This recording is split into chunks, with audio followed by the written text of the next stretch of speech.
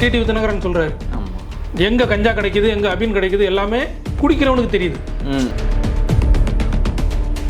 அதுக்கு நம்ம வந்து தான் செய்யணும். ஒரு சிஎம் வரணும், இத்தனை அமைச்சர் வரணும், 30 அமைச்சர் வரணும் அப்படிலாம் கிடையாது.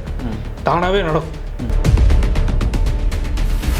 அண்ணன் ஆட்சிக்கு வந்ததுக்கப்புறம் இபிபிள்ள பார்த்தீங்கன்னா எக்கு தப்பாக தெரியுது. ஒரு சில இடத்துல கடையை மூடி இருக்கிறாங்க, இடம் மாற்றி இன்னொரு இடத்துல வச்சுருக்கிறாங்க. இதில் வந்து அதிரடியான நடவடிக்கைலாம் எடுத்தாங்க குவாரியில் வந்து. நீங்கள் அதிரடின்னு என்ன சொல்ல வரீங்கன்னு தெரியும். சார் வணக்கம், எப்படி இருக்கீங்க? வணக்கம், நல்லா இருக்கீங்களா? நல்லா இருக்கேன் சார். சொல்லுங்கள் சார். புதிய ஆட்சி, தமிழக வெற்றி கழக தலைமையிலான ஆட்சியில் ஆட்சி பொறுப்பேற்ற அந்த முதல் நாளே 3 திட்டங்களுக்கு வந்து கையெழுத்திட்டாங்க. ஒரு மாதம் கடந்துட்டு இந்த ஆட்சி. ஆமாம், ஆட்சி கடந்து ஒரு மாதம் சக்ஸஸ்ஃபுல்லாக போயிட்டுருக்குன்னு சொல்லிட்டு இருக்காங்க. அதில் அந்த முதல் 3 திட்டங்கள் உங்களுக்கு தெரியும். இந்த சிங்கப்பெண் அதிரடிப்படை, அப்புறம் 200 யூனிட் இலவச மின்சாரம், போதைப்பொருள் தடுப்பு. இந்த 3 திட்டங்களும் இப்போ நடைமுறையில் எப்படி இருக்குது, அதை பற்றி உங்களுக்கு கருத்து? இந்த ஒரு மாத ஆட்சியை பற்றியே நிறைய விமர்சனங்கள் வந்துகிட்டு இருக்குது. பொதுவாக என்ன சொன்னாங்கன்னா, எதிர்கட்சிகள் வந்து தாவேக ஆட்சியை வந்து நாங்கள் பார்த்துக்கிட்டு இருப்போம், 6 மாதத்துக்கு அப்புறம் வந்து விமர்சனம் பண்ணுவோம் அப்படின்னு சொல்லி. ஆனால் விஜய் அந்த பதவியேற்றார்ல, பதவியேற்ற உடனே அவர் பேசினார், அதே மேடையில் அவர் பேசினார். அந்த பேசினதுக்கு அடுத்த அரை மணி நேரத்திலே பதில் கொடுத்தாங்க எதிர்கட்சியிலேருந்து. அப்போ அந்த விமர்சனங்கள் வந்து உடனே வர ஆரம்பிச்சிருச்சு. எல்லாரும் என்ன 6 மாதம் கூட டைம் கொடுக்க மாட்டீங்களா, ஒரு ஆட்சி எப்படி இருக்குன்னு பார்க்குறதுக்கு, உடனே பதில் சொல்கிறீங்களான்னா அதை வந்து 2 வகையாக பிரித்தாங்க.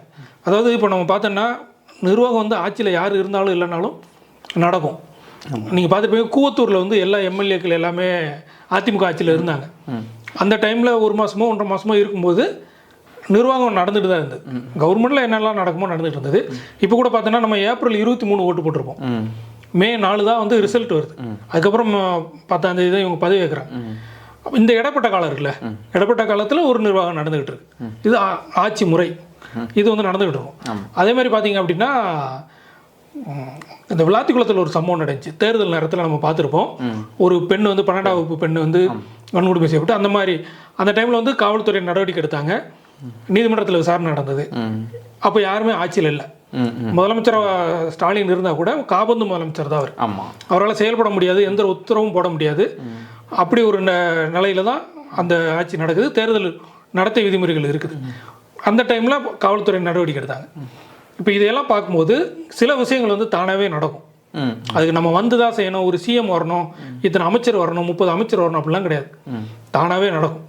இப்போவும் நம்ம இந்த 1 மாதம் பார்த்தோம் அப்படின்னா அந்த மாதிரியான விஷயங்கள்லாம் அப்படியே நடக்க தவிர, ஒரு முதலமைச்சர் வந்து ஒரு அமைச்சர் வந்து ஒரு உத்தரவு போட்டு ஒரு திட்டம் போட்டு சொல்லுவாங்கல்ல, அப்படி எதுவுமே நடந்த மாதிரி தெரியல. இப்போ நீங்களே 3 கையெழுத்து சொன்னீங்கல்ல, அந்த 200 யூனிட் சொன்னாங்க, பில்லு வர ஆரம்பிச்சிருச்சு. பில்லு பார்த்தீங்கன்னா அதிகமாக தெரியுது. பில்லு அதுதான் விளக்கம் சொல்லியிருக்காங்களே, ஜூன் மாதத்துல இருந்து தான் நாங்கள் வந்து என்னன்னாலும் இபி பில்லு வந்துருச்சு. அண்ணன் ஆட்சிக்கு வந்ததுக்கப்புறம் இபி பில்லு பார்த்தீங்கன்னா எக்கு தப்பாக தெரியுது. அப்போ என்ன மாற்றம் நடந்திருக்கு? சிங்கப்பொண்ணுன்னு சொன்னீங்க, சிங்கப்பொண்ணு அதிரடிப்படை இன்னைக்கு தொடங்குறோம், நாளைக்கு தொடங்குறோம், அப்புறம் ஃப்ரெண்டு வீட்டில் பால்காப்பு ஃபங்க்ஷன் இருக்குது, அதனால் அடுத்து இன்னொரு நாள் தொடங்குறோம் அப்படின்னாங்க. இன்னைக்கு வரைக்கும் தொடங்கலை. இப்போ சிங்கப்பொண்ணு அதிரடிப்படை அந்த அறிவிப்பாக தான் இருக்குது. பிங்க் கலர் சேலம்லாம் வந்து தொடங்கினாங்கல்ல, அது பிங்க் பெட்ரோல்னு வண்டி இருந்துச்சு, அது முன்னால் உள்ளது. அதுக்கு முன்னால் அம்மா ரோந்து வாங்கணும்னு சொல்லி இருந்தது. அந்த பிங்க் கலர் வண்டியை வந்து வெள்ளை கலரில் பெயிண்ட் அடிச்சிட்டாங்க, ஸ்டிக்கரும் சிங்கப்பெண்ணு ஒட்டியாச்சு, ஆனால் செயல்பாட்டுக்கு வரல. அப்போது நீங்கள் அந்த முதல்ல 3 சொன்னீங்கல்ல, அந்த 3மே இன்னும் செயல்பாட்டுக்கு வராத ஒரு நிலைமையில் இருக்குது. போதைப்பொருள் தடுப்பு டிடிவி தினகரன் சொல்கிறாரு, எங்கே கஞ்சா கிடைக்குது, எங்கே அபின் கிடைக்குது, எல்லாமே குடிக்கிறவனுக்கு தெரியுது. இந்த இடத்துக்கு போனால் நம்ம குடிக்கலாம் அப்படின்னு சொல்லி வாங்குறதுக்கு அவனுக்கு தெரியுது. ஏன் உள்ளூர் போலீஸ்காரனுக்கு தெரியாதா அப்படின்னு சொல்லி இபிஎஸ் கூட விமர்சனம் வச்சிருந்தாரு நேற்று. இந்த மெத்தபடேன் வந்து வீடு தேடி வருது அப்படின்னு விமர்சனம் வைக்கிறாங்க. அப்போ இதுக்கெல்லாம் ஒரு தீர்வு வந்து அதிரடியாக இருக்கணும். நார்மலான நிர்வாகம் அப்படிங்கிறது யார் இருந்தாலும் இல்லைனாலும் நடக்கும். நீங்கள் அதிரடியாக என்ன செஞ்சுருக்கிறீங்க, ஒரு எதிர்பார்ப்பு உண்டாக்கியிருக்கீங்கல்ல, அந்த எதிர்பார்ப்பை என்ன நிறைவேற்றிருக்கீங்க அப்படிங்கிறது தான். சரிப்பா. அதுக்கப்புறம் பார்த்தீங்கன்னா அடுத்த நடவடிக்கை வந்த உடனே வந்து டாஸ்மாக் கடைகள்லாம் போனாங்க. 717 டாஸ்மாக் கடைகள் எல்லாம் நல்ல விஷயம், சூப்பரான ஒரு இது. விஜய் வந்து போதை இல்லாத தமிழ்நாடு அப்படின்னு முதல்ல மேடையில் பேசினார். ஒட்டுமொத்தமாக நம்ம மூட முடியாது, கலாச்சாரம் பெருகிறோம், அதெல்லாம் காரணம் சொல்கிறாங்க. வந்த உடனே 717 கடைகளை வந்து மூட போகிறோன்னு உத்தரவு போட்டாங்க. பேப்பரில் வந்துச்சு. நிஜத்தில் பார்த்தோம் அப்படின்னா 717 கடைக்கான லிஸ்ட் இன்னைக்கு வரைக்கும் வரல. நீங்கள் எந்தெந்த கடைக்கு போட்டோம் அப்படின்னு சொல்லி நீங்கள் சொல்லணும்ல. 717 இந்த கடை தான் மூடணும் அப்படின்னு சொல்லி சொல்லணும்ல. ஒரு சில இடத்துல கடையை மூடி இருக்கிறாங்க, இடம் மாற்றி இன்னொரு இடத்துல வச்சிருக்காங்க. திருப்பூர் ஏதோ ஒரு ஊர்னு நினைக்கிறேன். வந்து கடையை மூடிட்டாங்க, மூணு இடத்துல பார் ஓப்பன் பண்ணியிருக்கிறாங்க. இப்போ சிட்டிலலாம் பார்த்தீங்கன்னா கடை பிரச்சனை கிடையாது, பார் தான் பிரச்சனை. ஏன்னா பாரில் அங்கே தான் தண்ணி அடிப்பான், அங்கே தான் பைக்கெல்லாம் ரோட்டில் நிப்பாட்டியிருப்பான், டிராஃபிக் பிரச்சனையை உண்டாக்குவான், குடிச்சிட்டு ரோட்டில் இது பண்ணுவான். கடையை விட பார் அதிகமாக பிரச்சனை. அந்த பார் வந்து அப்படியே தான் இருக்குது. 717 கடை மூடி இருக்கோன்னு சொல்லியிருக்கிறாங்க. இன்னைக்கு வரைக்கும் அந்த 717 கடை எங்கே இருக்குது, எந்தெந்த கடையை மூடணும் அப்படின்னு இல்லை. ஜெயலலிதா ஆட்சியில் 500 கடையை மூடினாங்க, எடப்பாடி ஆட்சியில் 500 கடையை மூடினாங்க, ஸ்டாலின் ஆட்சியில் 500 கடையை மூடினாங்க. மூணு லிஸ்ட் கொடுத்தாங்க, இந்தந்த கடையை மூடி இருக்கிறோம். கடை ஒவ்வொரு கடைக்கும் ஒரு நம்பர் உண்டு. கடை எண் கைதி எண் மாதிரி கடைக்கு ஒரு நம்பர் உண்டு. கடை எண் இது 412, கடை எண் 224 அப்படின்னு சொல்லி அந்த நம்பரு எந்த ஊர் எந்த தெருவில் இருக்குது அப்படின்னு சொல்லி எடுத்து போட்டாங்க. அதுலேயே வந்து ஒரு டிவிக்கு சப்போர்ட்ரு ஒரு அம்மா மயிலாப்பூரில் காலையில் போய் வீடியோ எடுத்து போட்டு அதெல்லாம் சர்ச்சை ஆனிச்சு. 12 மணி தான் கடை திறப்பாங்க, நம்ம காலைல 10 மணிக்கு பார்த்தீங்களா கடையை மூடிட்டாங்க அப்படின்லாம் போட்டு சரிச்சையானது. அந்த மாதிரிலாம் இருக்குது. அப்போ ஒரு நம்பிக்கை கொடுக்கணும்ல மக்களுக்கு, நம்ம நம்புகிறாங்க அண்ணன் தம்பி அப்படின்னு சொல்லி அவர் தான் சொன்னார். நம்ம குடும்பத்தில் ஒருத்தராக நினச்சி எனக்கு ஓட்டு போட்டாங்க. அப்போ அந்த எதிர்பார்ப்பு நம்ம வந்து பூர்த்தி பண்ணணும். 717 அப்படின்னா 717 நம்பரை வந்து எந்தெந்த கடை அப்படிங்கிறத சொல்லணும். பாஜக கூட அது வெள்ளை அறிக்கை கேட்டிருந்தாங்க, இது வேணும் அப்படின்னு சொல்லி. இப்போ டாஸ்மாகில் இப்போ இந்த கடையை முழுமையாக மூடலை அப்படின்னு சொல்லியிருக்கீங்க. ஆனால் அதே நேரத்தில் அமைச்சரும் வந்து என்ன சொல்லியிருக்காங்கன்னா, நாங்கள் தொடர்ந்து நடவடிக்கை எடுத்துகிட்டு இருக்கோம், இந்த பாட்டிலுக்கு 10 ரூபா வாங்குறதெல்லாம் வந்து நாங்கள் நிப்பாட்டியிருக்கோம், அது இனிமேல் நடக்காது, இது ஏற்கனவே திமுக வச்சுட்டு போனது அப்படின்னு சொல்லியிருக்கிறாங்க. திமுக அதுவே அவருக்கு தெரியல, அதுக்கு முன்னால் அதிமுக காலத்திலே இருந்தது. அது எதுக்காக இருந்தது அப்படின்னா, டாஸ்மாக் கடைகளை வந்து வாடகை கொடுக்கறது வந்து கவர்மெண்ட் பணம் கிடையாது. அப்புறம் அந்த பாட்டிலெல்லாம் க்ளீன் பண்ணுறது, அந்த கடைகளை சுத்தப்படுத்துறது, இந்த மாதிரியான விஷயங்கள் இருக்குல்ல, இதுக்கெல்லாம் அவங்க உதவியாளர்கள் வச்சுருப்பாங்க. அவங்களே இந்த டாஸ்மாக் அவங்க கடையில் இருக்கிறவங்களே தான் சம்பளம் கொடுப்பாங்க, அந்த மாதிரி மெயின்டெனன்ஸ் இந்த மாதிரி செய்கிறாங்க. இப்போ இதுக்கெல்லாம் வந்து கவர்மெண்ட்டுக்கு ஒன்று காசு கொடுங்க, இல்லைன்னா நாங்கள் வாங்க தான் செய்வோம் அப்படின்னு சொல்லி அவங்க சொல்லிட்டாங்க. இது வந்து அதிமுக ஆட்சியிலையும் தொடர்ந்தது, திமுக ஆட்சியிலையும் தொடர்ந்தது, தங்கமணியும் அமைச்சராக இருக்கும்போது இருந்தது, செந்தில் பாலாஜி அமைச்சராக இருக்கும்போது இருந்தது, இப்போது டாஸ்மாக் அமைச்சர் விக்னேஷ் அவர் இருக்கும்போது இப்போ தொடருது. அவரே வந்து சொல்கிறாரு, இது உடனே நிறுத்த முடியாது, உடனே பாட்டு பாட முடியும், பாட்டிலுக்கு 10 ரூபா அப்படின்னு சொல்லி வேன் மேலே ஏறி பாட்டு பாட முடியும், ஆனால் நிறுத்த முடியல. யதார்த்தம்னு ஒன்று இருக்குல்ல, புரியுது, ரியல்னு ஒன்று இருக்குது, ரீல்னு ஒன்று இருக்குது, ரீல்ஸ் மட்டும் கிடையாது. அப்போ யதார்த்தத்தையும் செயல்படுத்தும் போது சில பிரச்சனைகள் இருக்குது. அதுதான் இவங்க வந்தவொடனே சொல்லியிருக்காங்க. அதாவது என்ன சொல்லியிருக்காங்கன்னா, 3600 கோடி அளவுக்கு வந்து இவங்க வந்து ஊழல் பண்ணியிருக்காங்க, ஊழல் இருக்குது டாஸ்மாகில். அதேமாதிரி தனிநபருக்கு மாதம் 100 கோடி ரூபா போயிருக்கு, அந்த அளவுக்கு இவங்க வந்து நடத்தியிருக்காங்க. நாங்கள் இப்போ இனிமேல் இதெல்லாம் சரி பண்ணுவோம், இந்த கட்சி சார்பாக, அதாவது இந்த தனிநபர் அந்த வர நிதி வந்து அரசுக்கு வராமல் தனியாக கட்சிக்காக போணுச்சு அப்படின்னு சொல்கிறாங்க. இதை நாங்கள் அரசு நிதியாக மாற்றுவோம் அப்படின்னு சொல்லியிருக்காங்க. அது எத்தனை கோடி சொன்னாங்க? 3600 கோடி. 3600 கோடி. அப்போ டாஸ்மாக் வந்து இப்போ ஒரு ரிவைஸ் பண்ணியிருக்கிறாங்க, அந்த வருமானத்தை வந்து பண்ணிவிட்டு 717 கடையை மூடணும்னு சொன்னாங்கல்ல. 717 கடையை மூடினதுக்கப்புறம், இந்த சரி பண்ணதுக்கப்புறம் 1200 சொச்சம் 1300 கோடின்னு வச்சுக்கோங்களேன், 1300 கோடி கூடுதலாக வருமானம் அப்படின்னு சொல்லி சொல்கிறாங்க. 3600 கோடி கொள்ளடிச்சாங்கல்ல. ஆமாம், அந்த 3600 கோடியை கட் பண்ணியிருக்காங்கல்ல. கட் பண்ணி நீங்கள் எல்லாத்தையும் சரி பண்ணிங்க, ஓட்ட உடசெல்லாம் சரி பண்ணிங்கன்னா அது 4000 கோடியாக மாறலாம், இல்லை 3000 கோடியாவது வரணும்ல. டாஸ்மாகில் இருந்து சொல்லியிருக்காங்க 1300 கோடி வருமானத்தை அதிகரிப்போம் அப்படின்னு சொல்லி. ஆமாம். அப்போ அங்கே பிரச்சனை எங்கேயோ இருக்குது, அதை எப்படி சரி பண்ண போகிறாங்க அப்படின்னு சொல்லி. இன்னும் ரொம்ப முக்கியமாக வந்து டாஸ்மாக்கு காரணமே வந்து திமுகவும் அதிமுக தான் சொன்னாங்க. சசிகலாவோட மிடாஸ் கம்பெனி, டிஆர் பாலுவோடைய கம்பெனி, ஜெகத்ரட்சனுடைய கம்பெனி, அவங்க எல்லாம் திமுக, சசிகலா வந்து அதிமுகவில் இருந்தவங்க. இவங்களோட கம்பெனியிலேருந்து தான் மதுபான ஆலையிலேருந்து சப்ளை பண்ணுறாங்க, அவங்களுடைய வருமானத்துக்காக தான் அந்த டாஸ்மாகே நடக்குது அப்படின்லாம் சொன்னாங்கல்ல.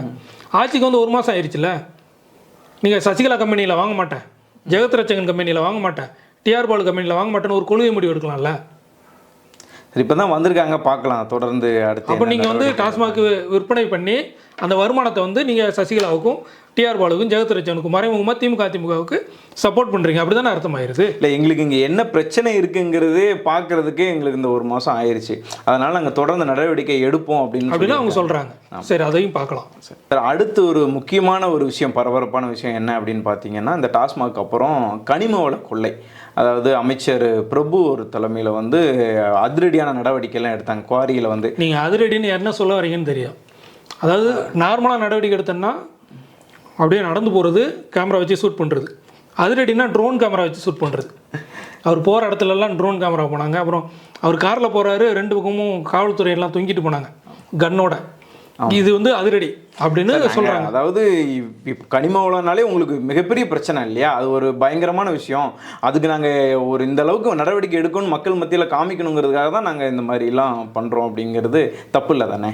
அதில் வந்து நிறைய கோரிகளை மூணாரு கல்கோரி. ஆமாம், 67 ஒவ்வொரு மாவட்டத்துலையும். தென்காசியிலையும் மூணாங்க, விருதுநகர், மதுரை, திருநெல்வேலி, மதுரை எல்லாமே. இதில் வந்து நிறைய இடங்களில் செயல்படாத கோரிகளையும் மூடியிருக்காரு. அதாவது தற்காலிகம் மூடப்பட்ட கோரிகளை திரும்ப மூடியிருக்காங்க. அப்புறம் நிறைய கோரிகள் வந்து மூடப்பட்டு இப்போ பேச்சுவார்த்தை நடக்குது. ஒன்று தப்பு அப்படின்னு தெரிஞ்சால் ஒரு சஸ்பெண்ட் பண்ணுவாங்க ஃபஸ்ட்டு, அடுத்து நிரந்தரமாக மூடுவாங்க, விசாரணை கமிஷன் போடுவாங்க, இந்த மாதிரிலாம் நடக்கும். ஆனால் இப்போது அந்த இடைக்காலமாக சஸ்பெண்ட் பண்ணக்கூடிய அந்த கோரிகள் இருக்குல்ல, கோரி லைசன்ஸை வந்து நிப்பாட்டி வச்சுருக்காங்கல்ல, இவங்களை திரும்ப திறக்கிறதுக்கு அமைச்சர் பிரபு ஓகே. அமைச்சர் பிரபுவோட அப்பாவை வந்து திருநெல்வேலியிலேருந்து முக்கியமான கல்குவாரி நடத்தக்கூடியவங்க அல்லது அவங்களுக்கு வேண்டியவங்க போய் செஞ்சுருக்கிறாங்க. செஞ்சு அவங்களும் ரீல்ஸ் போட்டிருக்கிறாங்க. பிரபு மட்டும் நடவடிக்கை எடுத்ததுக்கு அவர் மட்டும் ரீல்ஸ் போடல, பிரபுவோடைய அப்பாவை நாங்களாம் சந்திச்சிருக்கோம் அப்படின்னு சொல்லி கல்குவாரியோட தொடர்புடைய ஆட்களும் ரீல்ஸ் போட்டிருக்கிறாங்க. அது சோசியல் மீடியாவில் இருக்குது, இன்ஸ்டாவில் இருக்குது. அப்போது என்ன நடக்குது அப்படிங்கிற ஒரு சந்தேகம் மக்களுக்கு இருக்குல்ல. நல்லது நடந்தால் சந்தோஷம்தான், கல்குவாரிகள் மூடப்பட்டது அப்படின்னா. ஆனால் கல்குவாரிகள் ஏன் மூடுறாங்க அப்படின்னா, கேரளாவுக்கு கனிம வளங்கள் அதிகமாக கடத்துறாங்க, அதனால தான் மூடணும் அப்படின்னு. இன்றைக்கி செங்கோட்டை புளியரை சாவடியில் சோதனை சாவடியிலையோ அங்கே கன்னியாகுமரியில் மார்த்தாண்டத்துலேயோ அந்த லாரிகளோட எண்ணிக்கை குறையணும்ல.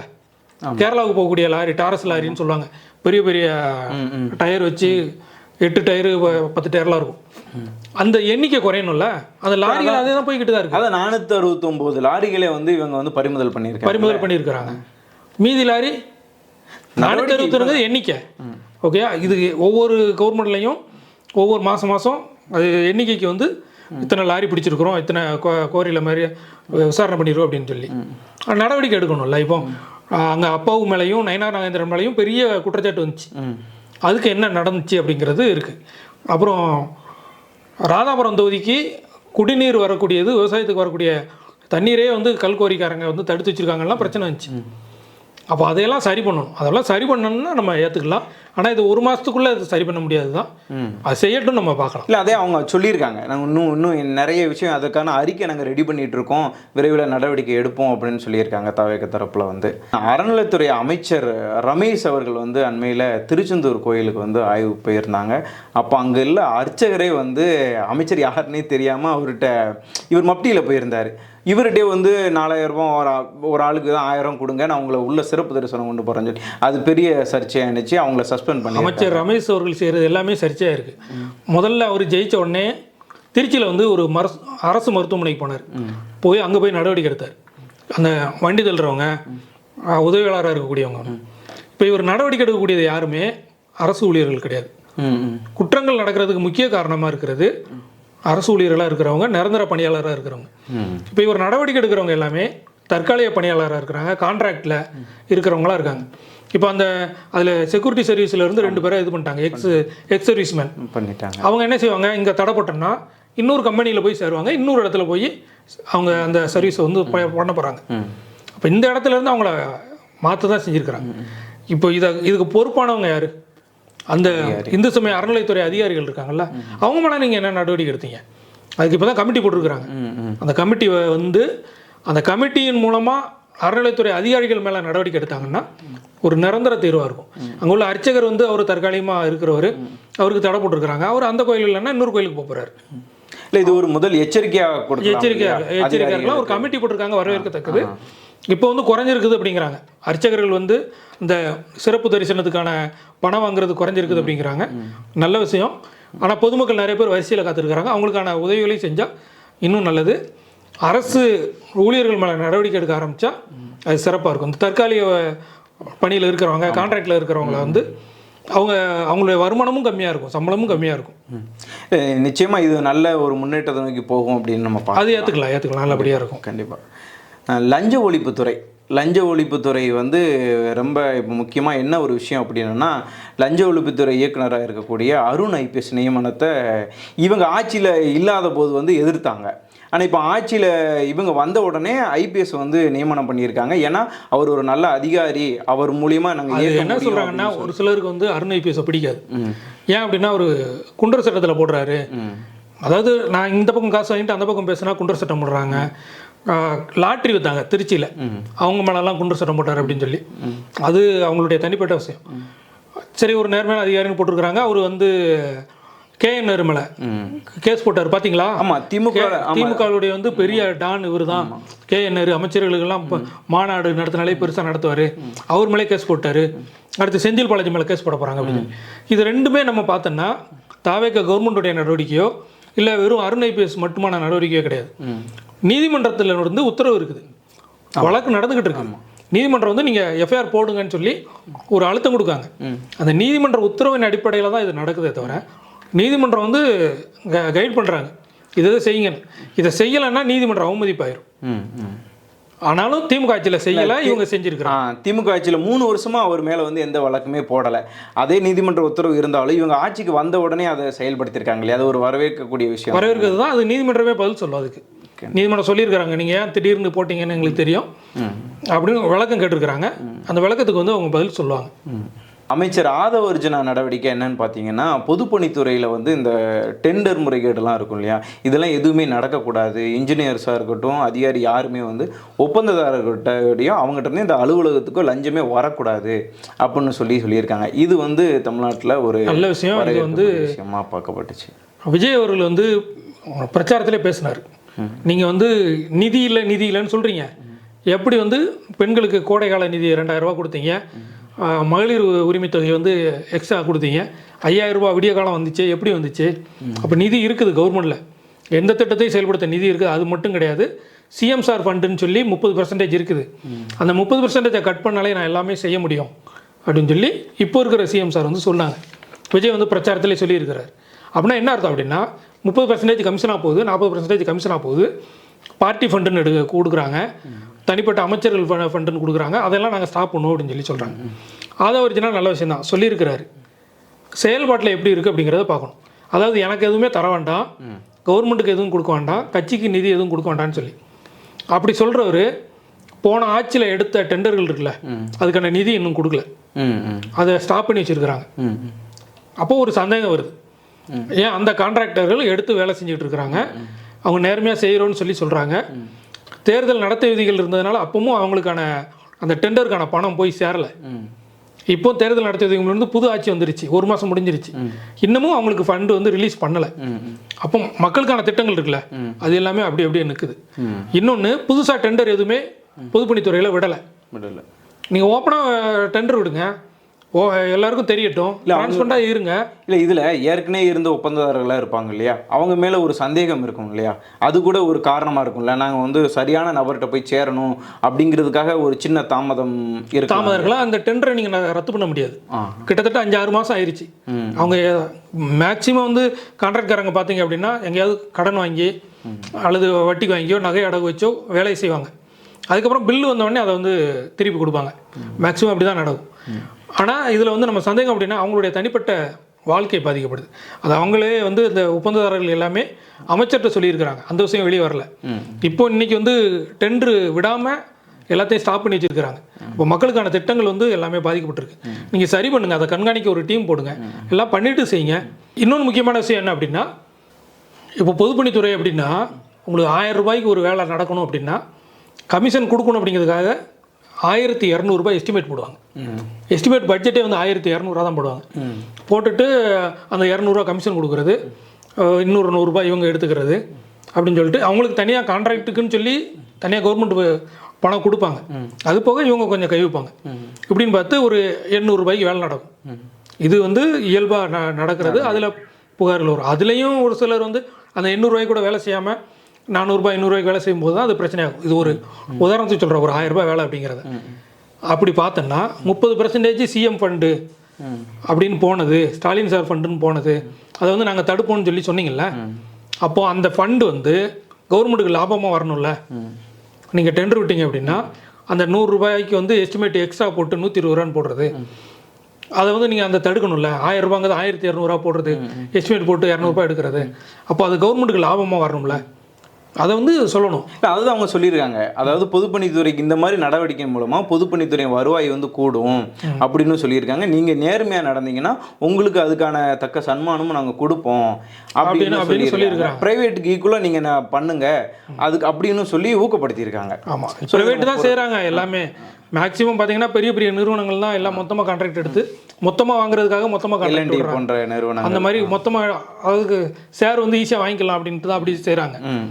ஆனால் என்ன அப்படின்னா இது நேர்மையாக நடந்துச்சு அப்படின்னா கவர்மெண்ட்டுக்கு வருமானம் அதிகமாகும். அப்போ தான் நம்ம இதை நம்ப முடியும். கண்டிப்பாக நீங்கள் அதே மாதிரி எக்ஸ்ட்ரா எஸ்டிமேட் போட்டுட்டு வெளியில் தெரியாமல் மொத்தமாக வாங்கினீங்க அப்படின்னா தெரியாது. அது வந்து சென்ட்ரலில் அப்படி தான் நடக்குது. அதே மாதிரி நிலைமை இங்கே நடக்கக்கூடாது. அதாவது கட்சிக்கு தேர்தல் நிதி அப்படின்னு சொல்லி இந்த தேர்தல் பத்திரம் அப்படின்னு சொல்லி வாங்குவாங்க. பார்த்தீங்கன்னா ஒரே கட்சிக்கு வந்து அதிக வருமானம் வந்திருக்கும். தேர்தல் பத்திரம் ஒயிட்லேயே எவ்வளோ வரும், நம்ம பிளாக்ல எவ்வளோலாம் தெரியாது. அந்த மாதிரியான ஒரு நிலைமையை வந்து இங்கே உருவாக்கிடக்கூடாது. பார்க்கலாம், அது பொறுத்து தான் நம்ம பார்க்கணும் எப்படி இருக்குது அப்படின்னு. இந்த ஒரு மாத தாவேக்கா ஆட்சியில் எப்படியான ஆட்சி வந்து என்ன சாதனை பண்ணியிருக்காங்க, சோதனைகளும் சேர்த்து சரி சோதனையும் வச்சுக்கலாம். சோதனைகள் என்னெல்லாம் நடந்திருக்கு அப்படின்னு பொதுமக்களாகிய நீங்கள் உங்களோட கருத்துக்களை நம்ம கமெண்டில் பதிவிடுங்க. நன்றி, வணக்கம். வணக்கம்.